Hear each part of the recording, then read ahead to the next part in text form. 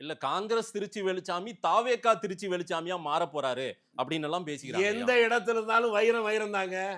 இடம் மாறிட்டதுனால வைரம் கோலாங்கல் ஆகாது. சரி, இடம் மாறிட்டதுனால கூழாங்கல் வைரம் ஆயிராது. நான் பிறவியிலே காங்கிரஸ்காரன். என்ன சந்தேகப்பட்ட யாரு பட்டாலும் அது அவங்களுடைய குறைபாடு, என்னுடைய குறைபாடு. ரைட். எங்க இருந்தாலும் காங்கிரஸ்காரன் காங்கிரஸ்காரன். ஆமா, தாவேகாவுக்கு போனாலும் காங்கிரஸ்காரன் காங்கிரஸ்காரன். நீங்க எது வேணாலும் வச்சுங்க. இங்க உங்களுக்கு முன்னால இருக்க போதும் காங்கிரஸ்காரன் தான், நீங்க போனதுக்கு அப்புறமும் காங்கிரஸ்காரன் தான். இளவல் விஜய் பார்த்தாலும் காங்கிரஸ்காரன் ஆமா அப்படின்றீங்க. எங்க அந்த துணிச்சல் வேற யாருக்கா வந்துச்சா? இல்ல அவரு யாரு அவங்க கட்சி இருக்கிற போதே இளவன் தானே. யாரு வந்தாலும் உங்க பழைய தலைவர் போட்டோவை வச்சுக்கோங்கன்னு சொல்றாங்க.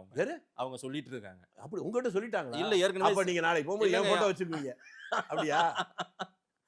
கொஞ்சம் முன்னாலதாங்க என்ன பாராட்டி பேசுனீங்க. ஆமாங்க ஐயா, என் படத்தை வச்சுட்டு போவீங்கன்னு நினைக்கிறேன். ரைட். என்னங்க ஐயா புதுசா ஏதோ தெரியுது போல, பிரம்மாண்டம் ஏதோ நடக்க போகுது, திருப்பம் நடக்க போகுதுன்னு விஜய் வச்சு சொல்றேன். நாட்டில் அதாவதுங்க ஐயா விஜய வச்சு சொல்றீங்க. விஜய வச்சு தான் நான் சொல்றேன். அது முழுக்க விட்டா தான் தெரியும். தமிழ் அதாவது மற்ற ஊர்கள் நான் பார்த்தேன். நான் இதை சொல்றதுக்கு கூச்சப்படலை.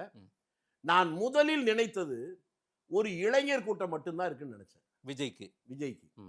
அதற்கு பின்னால் இப்போது நான் என் மீது எனக்கு இருக்கின்ற இந்த ஈகோவே இப்போ போச்சு. நமக்கு ரொம்ப விவரம் தெரியுதுன்னா இப்ப நான் பேசுறதே இல்லை. என் வீட்டில் இருக்கிற பிள்ளைகள் எப்படி இருந்தாங்கன்னு எனக்கு தெரியல. அவங்க சொன்னதுக்கு அப்புறம் தான் தெரியுது. என் பேர பிள்ளைகள் 10 பேர். அதுல ஒருத்தர் கூட அப்படி இருப்பாங்கன்னு நினைக்கல. 10 பேருமே விஜய் ஆரைக்கன் சொல்லும் போது நான் அதிர்ச்சி ஆனேன். நீங்க சொல்லி உங்க வீட்டுக்காரம்மா ஓட்டு போடாது, உங்க புள்ள சொன்னா உங்க வீட்டுக்காரம்மா ஓட்டு போடுமா போடாது. அதையும் மனசுல வச்சுங்க. நான் என்ன சொல்ல வரேன்னு நீங்க முழுசு வாங்கிக்கல. என் வீட்டில் இருக்கிற பேர பிள்ளைகளே 10 பேருமே விஜய்ன்னு சொல்ற போது நான் உண்மையிலே அதிர்ச்சி அடைஞ்சேன்.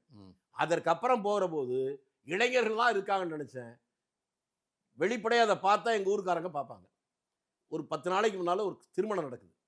அந்த திருமணத்தில் என்னை விட ஒரு 8 வயது மூத்தவர்கள் எனக்கு அக்கா மரம் வேணும். அவங்க நடக்கிறதே சிரமப்பட்டு நடந்து வந்துட்டு இருக்காங்க. 85 வயசு. அவங்க ஒல்லியா இருப்பாங்க. போகும்போது எழுந்து நின்று தம்பி கண்ணுன்னாங்க. நான் நினைச்சேன் ரொம்ப நாள் கழிச்சு பார்க்கறனால நம்ம அக்கா பாசத்தோடு பக்கத்துக்கு போனே கட்டி பிடிச்சிக்கிட்டு, தம்பி தம்பி போட்டு கொடுத்தாப்பா நீ பேசின பேட்டிய, இந்த விஜயை பத்தி பேசினத. அப்படியாக்கா நீ கூட பாத்தியான்னு. நல்லா இருக்கணும்ப்பா, விஜய் தான்ப்பா ஜெயிக்கணும். 85 வயசு அம்மா பக்கத்துல பார்த்து 20 பேர் உட்கார்ந்துருக்காங்க. இதெல்லாம் நான் எதிர்பார்க்கவே இல்லை.